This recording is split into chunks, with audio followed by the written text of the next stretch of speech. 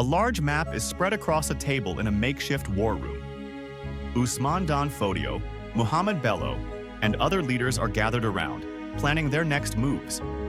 They discuss recent victories, including the fall of several house estates and the incorporation of new regions into the Jihad.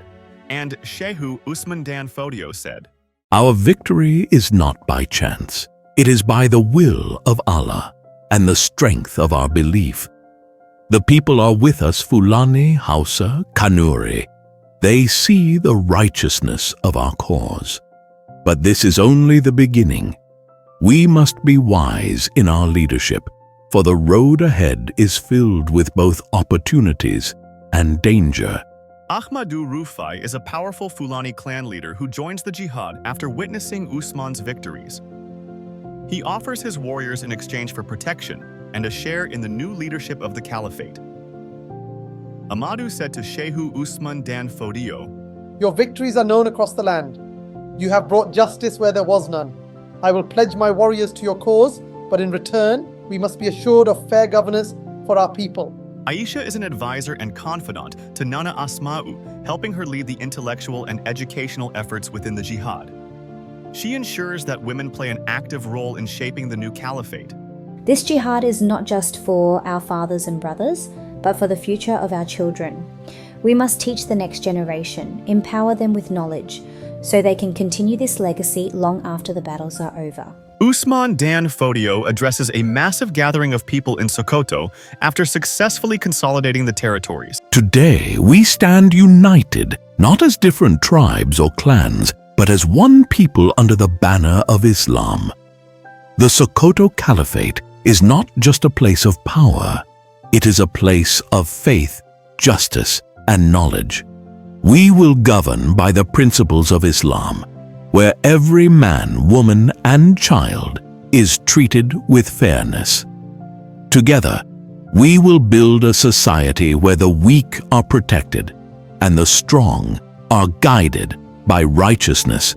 Malam Musa is a revered Islamic scholar who comes from a distant region to join the Sokoto Caliphate.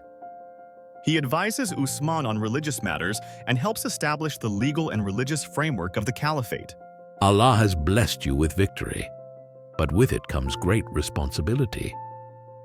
The Sokoto Caliphate must be a beacon of justice, a place where the laws of Islam are upheld not only by sword, but by the wisdom of the Quran and the Sunnah."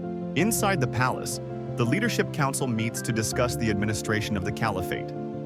While many territories are unified under Usman's rule, internal disagreements begin to surface over how best to govern the vast empire. Muhammad Bello, now more experienced, but struggling with the complexities of governance. Frustrated but thoughtful, he is torn between loyalty to his father's ideals and the practical needs of ruling an empire. "Father, the people are looking to us for leadership, but ruling this caliphate is more difficult than we imagined. Some of our allies grow restless. They want more power, more land. How do we stay true to the principles of Islam when political pressures grow heavier each day?" This is not the jihad of the sword any longer, Bello. This is the jihad of the soul. We must show our people that we can lead not through fear or force, but through wisdom and justice. Our strength lies in our faith, and it is that faith that must guide our decisions. Gida Aliyu is one of the military commanders who played a key role in the jihad, but now struggles to adjust to the peacetime leadership of the caliphate. He advocates for a more aggressive expansion of the caliphate's borders, causing tension within the council. "The house estates still watch us from the shadows. We should not rest. The caliphate must expand or it will weaken. We fought for this land, and now we must secure it before others rise to challenge us." While the Sokoto Caliphate consolidates power, external threats loom. The remnants of Hausa rulers, as well as new threats from neighboring regions, begin to plot against Usman's growing empire. Usman sends his son Muhammad Bello to negotiate with rival factions, hoping to avoid unnecessary bloodshed. "We have no desire for further bloodshed. The Sokoto Caliphate offers peace to those who wish to live under just rule, but do not mistake our mercy for weakness. We will defend what we have built, and we will protect our people." The choice is yours: live with us in peace, or continue the old ways and face the consequences. Sarkin Jibril. Seat back on his throne. Sarkin Jibril is one of the few remaining Hausa rulers who has not yet fallen to Usman's forces.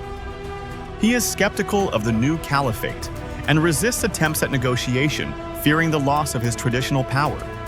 Sarkin Jibril said back to Bello, "This new caliphate is a threat to the old ways, to our traditions.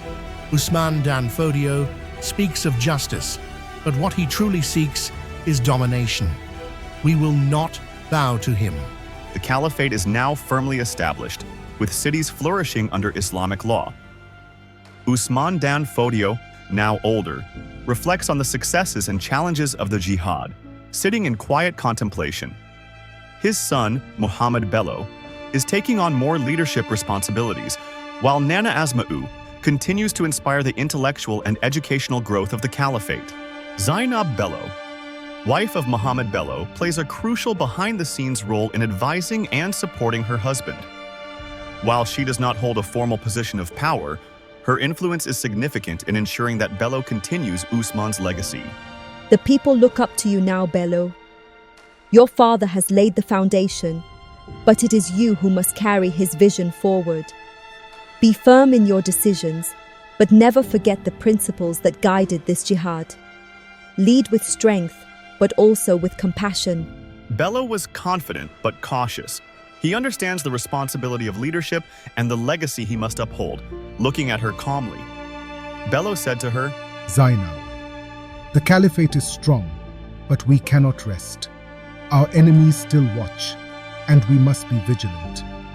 I will continue my father's mission, not with conquest, but with justice. The people deserve a leader who serves them, not one who rules over them. The caliphate, now vast and powerful, begins to face new internal challenges. While the leadership has remained focused on Islamic principles, various factions within the caliphate start to vie for influence, leading to political tensions. Muhammad Bello discussing with his uncle, Usman Dan Fodio, addressing growing internal dissent. Uncle, the success of our caliphate has attracted not just allies but opportunists. There are those who seek power for themselves, who want to bend the laws to suit their ambitions. We must remain vigilant and ensure that our leadership stays true to the principles of Islam. Bello, power attracts both the righteous and the corrupt. This is the nature of leadership. But we must be cautious. The true test of a leader is not in victory on the battlefield, but in maintaining the balance of justice in times of peace. We must address these divisions before they tear us apart from within. Nana Asma'u leads a group of young scholars, both men and women, in a discussion about the future of the caliphate. Her role in preserving the intellectual and cultural legacy of the Sokoto Caliphate has become more crucial as the empire grows. Our success is not only measured by the strength of our armies or the size of our territory, but by the knowledge we pass on to the next generation. The jihad of the sword may have brought us here, but it is the jihad of the pen that will sustain us. Education is the true legacy of this caliphate. We must ensure that knowledge, faith, and justice remain at the heart of our society. Aisha is an advisor and confidant to Nana Asma'u, helping her lead the intellectual and educational efforts within the jihad. Nana Asma'u, your words remind us that our duty does not end with victory on the battlefield. We must build a society that values learning, a place where every child, no matter their background, has the chance to grow in both knowledge and faith. This is the future we fight for. While the Sokoto Caliphate has consolidated power, new threats emerge from neighboring kingdoms that feel threatened by Usman's growing influence. Envoys from rival regions arrive in Sokoto, seeking peace on the surface but plotting revenge beneath. Muhammad Bello addressing the council, preparing for potential conflicts with neighboring kingdoms. Confident but cautious, aware that external threats are still a danger. We have achieved much, but we must remain vigilant. The neighboring kingdoms watch us, and some may come seeking peace while others plan our downfall. We will meet them with diplomacy where possible, but we must be ready to defend our people if they choose the path of war. Sultan al-Hassan, is a ruler of a neighboring kingdom that feels threatened by the expansion of the Sokoto Caliphate. He arrives under the guise of peace negotiations but secretly fears Usman's growing influence. The Sokoto Caliphate has grown strong, and we come seeking peace, not conflict. But make no mistake, we will defend our lands if your expansion threatens our way of life. Let us hope that our discussions lead to a peaceful solution. Sheikh Usman Dan Fodio, now elderly and frail, sits in his study surrounded by manuscripts and books. He reflects on his life's work, the creation of the Sokoto Caliphate, and the future that lies ahead, reflecting on his life's achievements and the future of the Caliphate. Humble, filled with gratitude and peace, Sheikh Usman is content with his role in history but knows that the work must continue. Allah has blessed me with more than I could have imagined. We have built a society based on justice, faith, and knowledge. But the work is not finished. It is never finished. My sons and daughters, you must carry this light forward. The Sokoto Caliphate is a beacon of hope, but it is also a responsibility. Lead with wisdom, with humility, and always with faith in Allah. Thanks for watching. If you found this journey through history fascinating, don't forget to give us a thumbs up.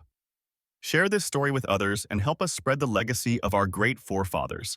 And most importantly, hit that subscribe button so you never miss out on the next chapter of this epic saga. The story of Usman Dan Fodio and the Sokoto Caliphate has just begun. Join us as we uncover more.